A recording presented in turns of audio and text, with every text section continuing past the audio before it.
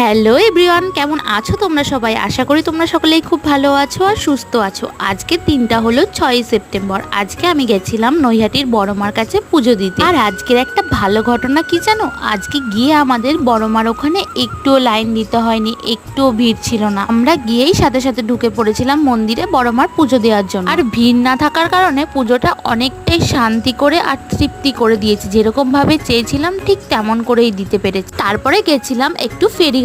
ওখানে গিয়ে কিছুক্ষণ সময় কাটানোর পর তারপরে চলে এসেছিলাম খাওয়া দাওয়া করতে। খেয়েছিলাম লুচি আর আলুর দম। ফেরিঘাটে এত পরিমাণে রোদ ছিল যে ওখানে বেশিক্ষণ আমরা দাঁড়াতেই পারিনি। আর রাস্তাতেও প্রচন্ড পরিমাণে রোদ। সকাল থেকে উপোস থাকার জন্য আর এই মাথায় রোদ লাগার জন্য প্রচন্ড পরিমাণের মাথা যন্ত্রণা শুরু হয়ে গেছিল বাড়িতে এসে। আজকে পুজো দিতে গেছিলাম বলে মা রান্না করেছিল নিরামিষ, তিতর ডাল, পালং শাক আর বেগুন ভাজা। আর হ্যাঁ, এই ভিডিওটা তোমরা কে কোথা থেকে দেখছো অবশ্য কিন্তু কমেন্ট করে জানিও। আর সবাই বলো জয় বড়মা।